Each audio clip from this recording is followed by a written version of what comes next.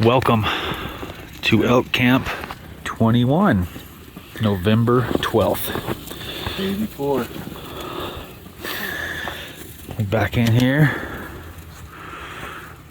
Made it safe and sound. Camp set up. Camp is nice this year. We developed a community. Oh yeah, we got a nice little community going.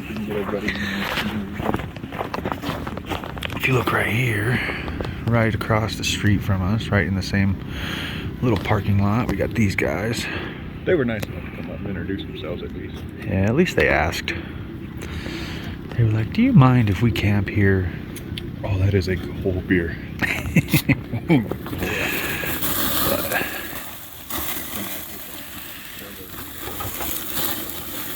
There's a whole lot of light out here to be seen, but That's like almost a full month. there's another camp right over there. Pretty big camper. But we will catch up with y'all in the morning.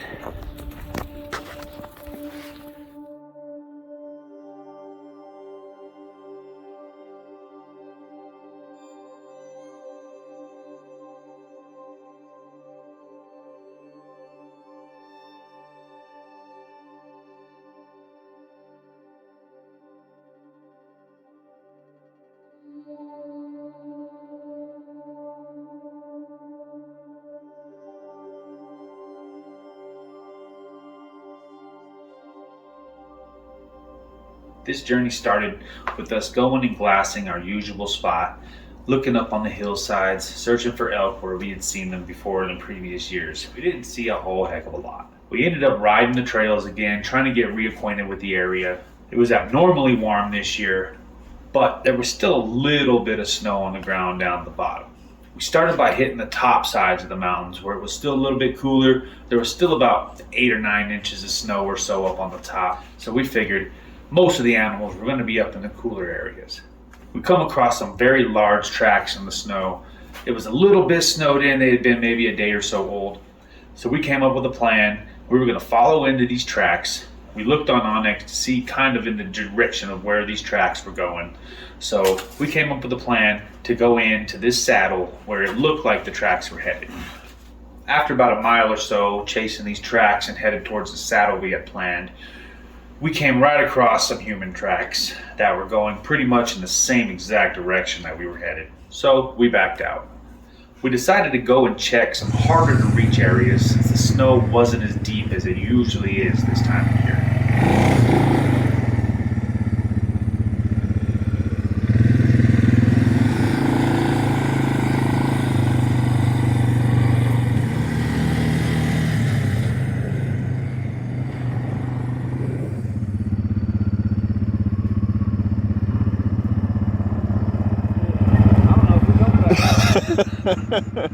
We ended up finding, to our surprise, turkey tracks at the bottom of this road that we hardly ever go down because it is a pain in the butt to get back out of when it snows. I made that mistake a couple years back and got snowed in way down in there, and let me tell you, it was brutal.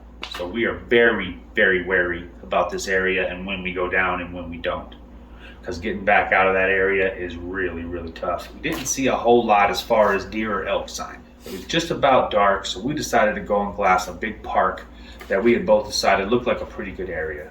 We did end up seeing a moose come across this big park, and we also saw 2 bucks and a doe. But unfortunately, the doe was over 400 yards out, and neither one of us was comfortable taking that far of a shot, especially because we knew there were a lot of deer in this area, and we didn't feel like taking a 400-yard shot on the first night.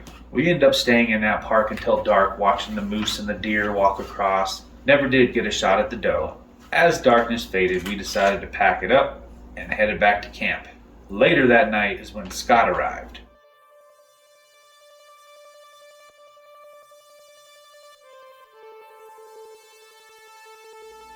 Because Scott got in so late the night before, he decided to sleep in a little bit, while Lewis and I went out looking to fill our deer tags.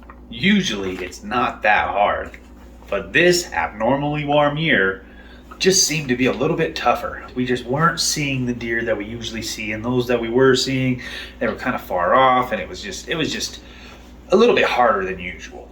After a few unsuccessful attempts at trying to fill our deer tags, we decided to head on back up the mountain, up onto the colder side, and see if we could look for some more elk.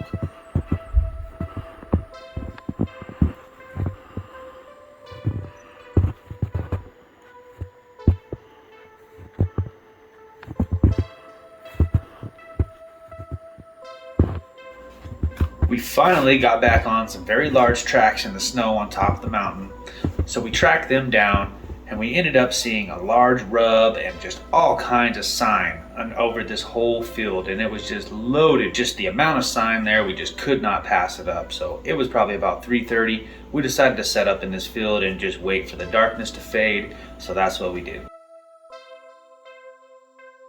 A couple hours go by, right as the sun's starting to fade. Lewis looks up and he can see a couple tines. I put my scope up and I'm looking down through there. To our surprise, we see 3 huge bull moose coming through the willows, just shaking their antlers.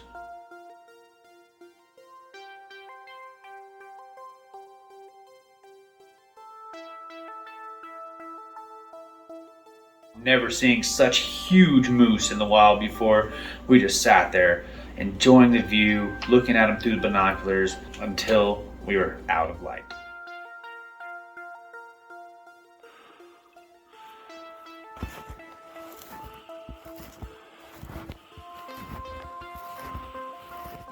Once it's dark, we head on back to camp. We see Scott there at camp, ready to tell him all the stuff that we saw that day.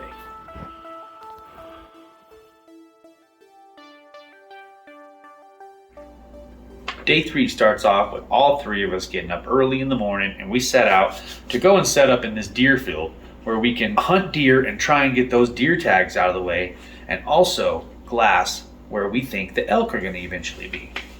We get to the top of the ridge before daylight and we settle in. Glass in at the hillsides, it's just too dark to see anything. Looking down in the field, waiting for some deer to pop out. We were only there, I'd say maybe 30-40 minutes. The sun finally starts coming up to where we can just barely see, and Lewis spots the elk on the hillside. There were 6 elk walking across the hillside, and all of us watched them go into their bedding areas, so we knew where they were.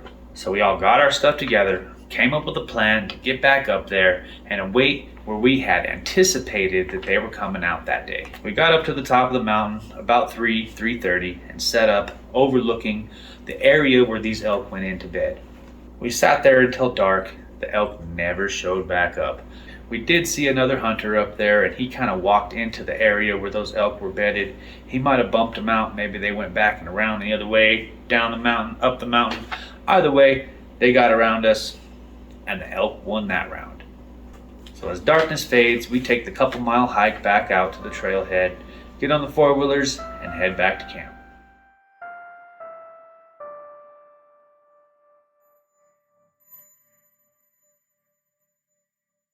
Excited to finally actually see elk, which nobody else seemed to be doing so far yet.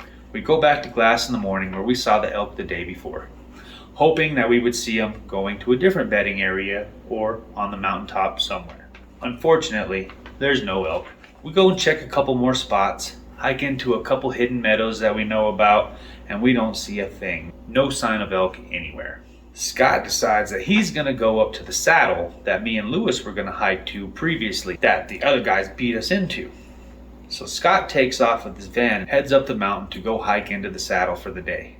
Lewis and I go down to glass the hillsides where we always see the elk. On our way back from the glassing spot, after again seeing no elk, I spot a doe. We pull around the doe, jump off the quads, and start the stalk. I left my shooting stick on the quad, and after about 100-yard stalk, I throw up my rifle and squeeze the trigger. The doe just turns and stares at me. I missed.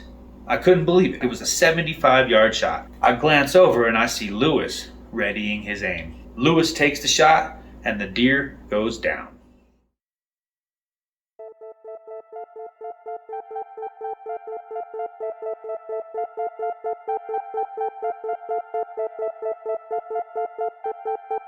After that, we loaded up Lewis's deer, head back to camp, and on up the road we go.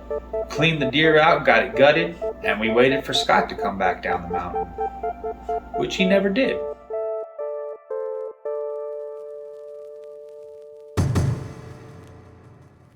Well, it finally got chilly enough to snow. A cold, snowy start is exactly what the two of us are needing, so we head on down the road to our glassing spot. Of course, this is the night that Scott went to spend the night on the saddle. After a couple hours of glassing, we still see no elk, even on this cold morning, and it was cold. So we decided to go on up the mountain, use the snow to our advantage, and see where they were.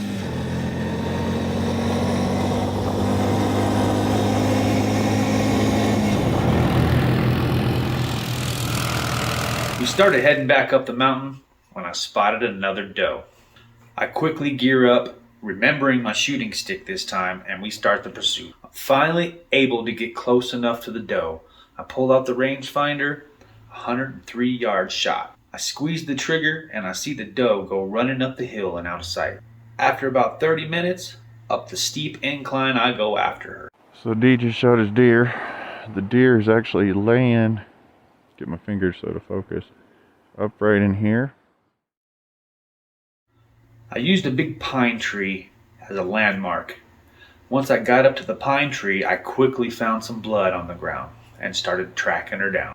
I followed the blood for about 30 to 40 yards before I looked up and I seen the doe laying on the hill. Perfect shot behind the shoulder. After making sure she expired, I started bringing her down the hill. Here we are. It's the 17th. It's 7:30 in the morning. I'm dragging this thing down this hill. A long way to go down there. Oh, here we go. Let's go.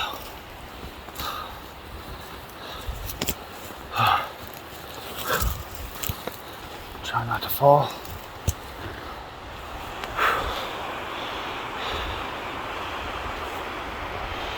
There's Lewis. Way down there. The things we do for organic meat. Down the bottom of this hill is a creek. So Lewis and I built a bridge so that we can drag the doe over the creek without getting her that wet. Our creek washed out 3 times and the doe still got wet. We finally get the doe out and over towards the road and we gut her out. It's got a 100-yard shot on this big ass doe. So there's a pine tree right here. He shot it right in there. Let me move my hand so it focuses. We drove my four-wheeler down to wench her out because you can't really tell from here, but there's actually like a river down there, and we had to lift her up a few embankments that were pretty tall. So snow helped out sliding it up. That's why she looks all wet, because we had to cross the river with her. So D's over here. All right, now you explain what you're doing. I'm getting my knives ready. There we go. He's got that new gutting hook. That's nice. I like that. Test her up today. I was gonna say, I want to see how good this works. I just might have to get me a subscription.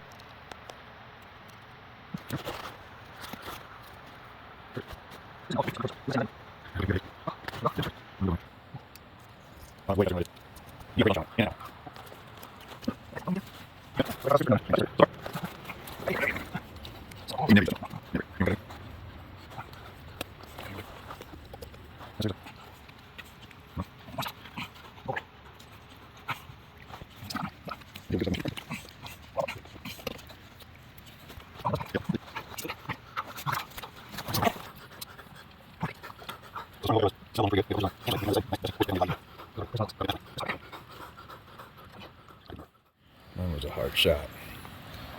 There we go. Nice. Good looking. That looks good. Healthy. Yeah.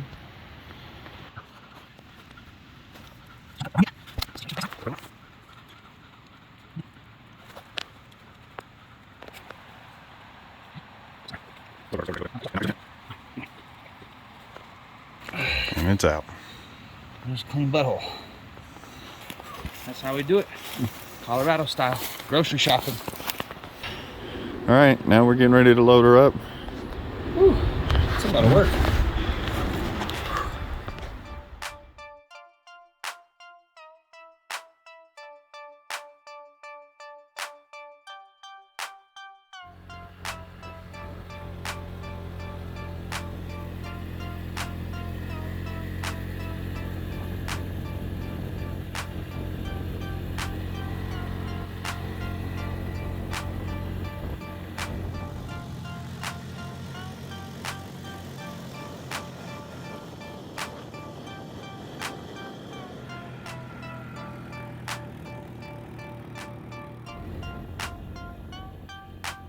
We get it back to camp, dress her up, and put her with Lewis's doe in the bed of the truck.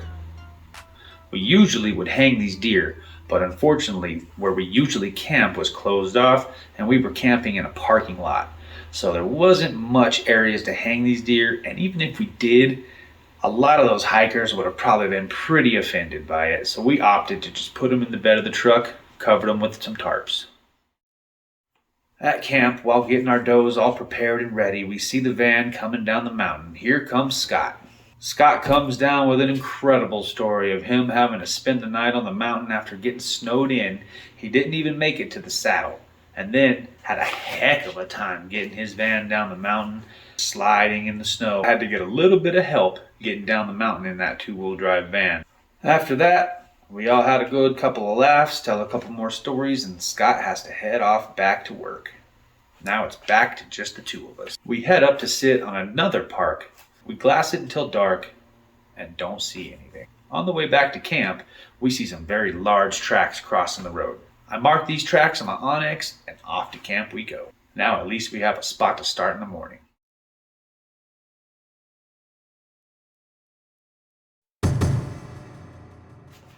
Day 6.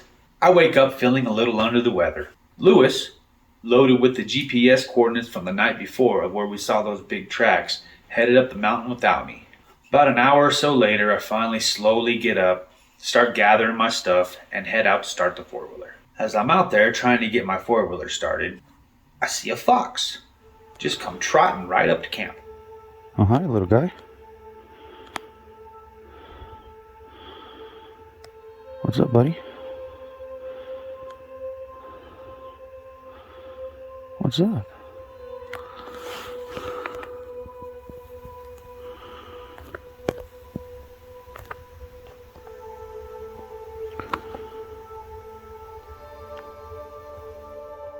Me and my new little buddy here made friends. It looked like he had been fed before because he kept coming up to me like he wanted some food. I was not comfortable with feeding this fox, especially because we had deer in the back of the truck and we just did not need the fox to keep coming around the camp.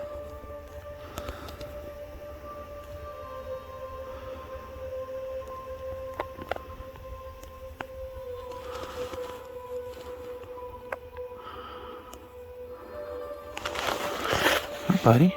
Me and the fox hung out for probably about 30 minutes. It got to the point where I could call the fox back. Come here. Come here. It was wild. Come here, little guy.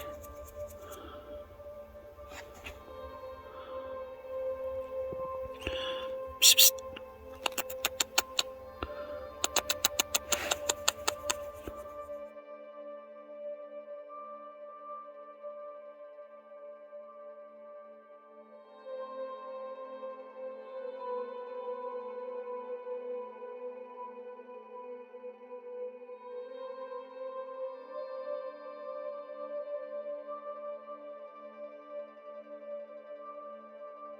See you, fox. That was freaking crazy. After the fox and I part ways, I finally get back on the four-wheeler and head back on up to find Lewis. I find Lewis's four-wheeler parked on the side of the road and I see his tracks heading in right where we saw the big tracks the night before. I know where he's headed, so I hop on the four-wheeler and go around to the other side to hike in and meet him. We meet up and decide to keep following these tracks to see where they go. We saw where the tracks were going into this meadow, so we decided to go and set up on this meadow. We weren't set up on the meadow for an hour, and out pops another moose. So again, we have spent 2 full days chasing moose tracks in the snow. Again, lose another day to moose, but such another great experience.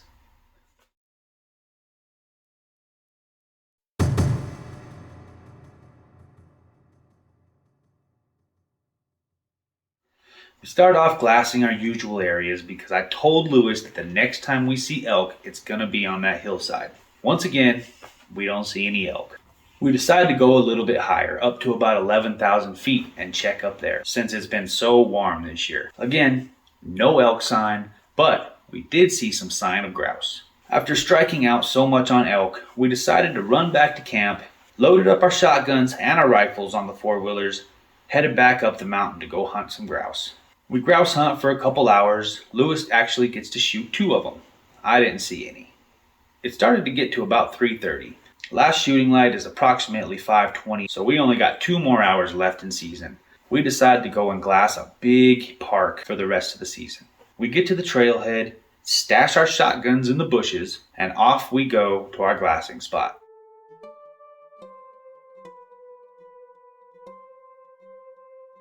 After glassing about 30 minutes or so, I see a whole herd of elk funneling out onto a hillside. The elk are pretty far away, but we decide that we're going to go around to the top of the mountain, get a better look, maybe see where these elk are. It's the last day of 3rd season, 2021. We just spotted a very large herd. Probably maybe a mile away. So we're gonna go try and see if we can get a little closer. Maybe just possibly get there in just enough time before shooting light. Knock one of these suckers down. Man, this country's so brutal out here.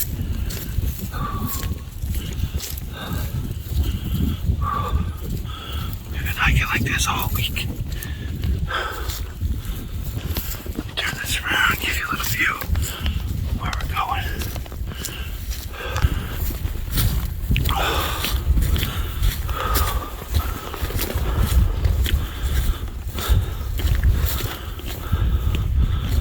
Go up to the top of that, and maybe once we get to the other side, we'll be able to see them. We get to the top of the mountain. We are not able to see the hill that these elk funneled out into. It's blocked by another big ridge. At this point, it's about 4:30 in the afternoon. 1 hour left to shooting light. Not wanting to waste the trip, from the top of the hillside, we decided to glass there. It didn't take us but 5 minutes. Right on the hillside across from us, there's 6 elk funneling out. We look through our binoculars, and we can tell that at least a couple of them are bulls. Down the mountain we go and up the other side. Okay guys, here we are. We actually spotted the elk. We're trying to make a move on them right now. I don't know if you can see them or not. They are right there. We're still about 700 yards away. We gotta go down this and up the other side.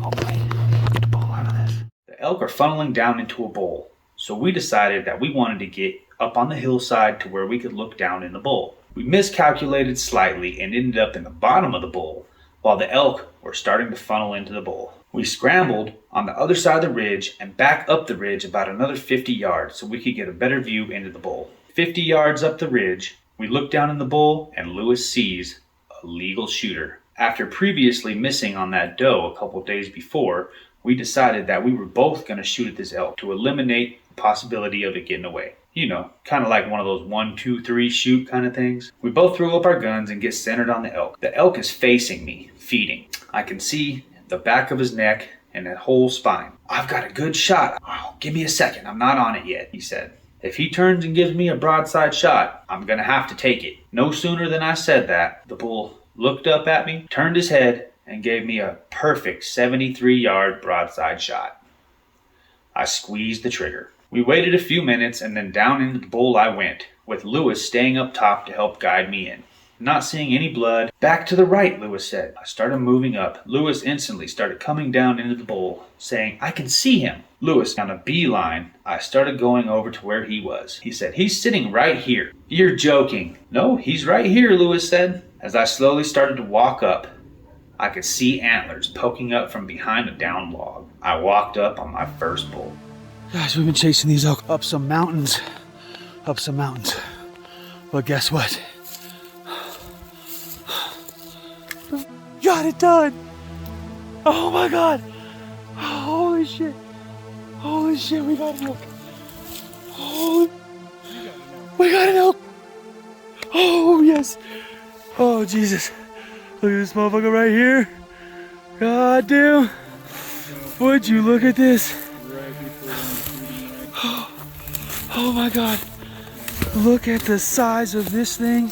So here it is, right before the end of shooting light. And we have got an elk down. He is a monster. Oh my god! He is a monster. Oh Jesus Christ! Look at this thing! Beautiful. Dave, what do you got to say, buddy? Oh dude, I'm fucking... I'm shaking too, oh man. my god. He is beautiful. Dude, what are we gonna do with this thing? Oh my god. Hey guys. Finally did it. God damn. Look at that. Yes, baby. Oh, now the work begins. We are a long way in here. Holy shit. All right. 1, 2, 3, 4, To be continued.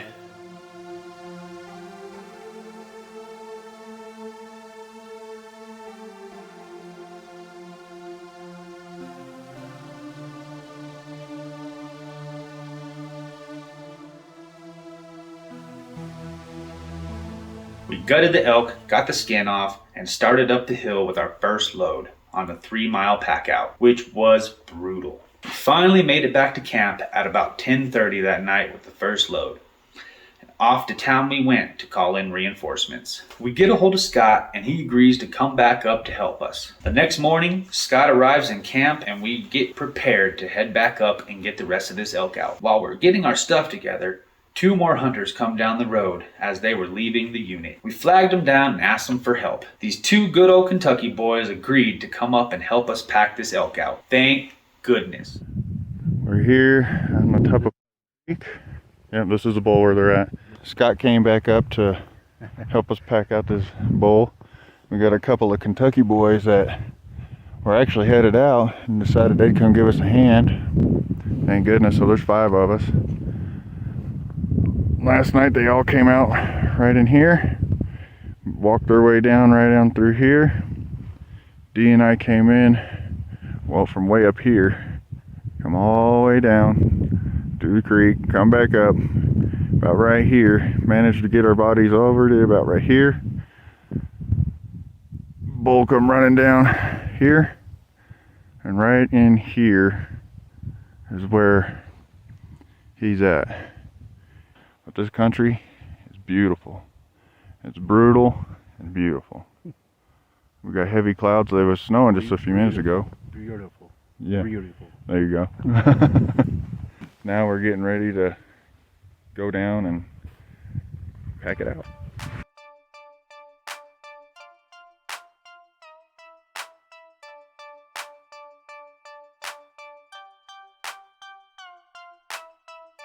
Because of their help, we were able to get this elk out in one more trip and not have to go back again. So everybody's loaded down. Took us a few hours to get everything good to go. We got these 2 guys here, Dee and Scott there. I'm here. We got a long way to go down. My body feels weird. Dee and I just carried down the hindquarters from way at the top right there. How you feel? Man, rough. We're walking to the truck down there.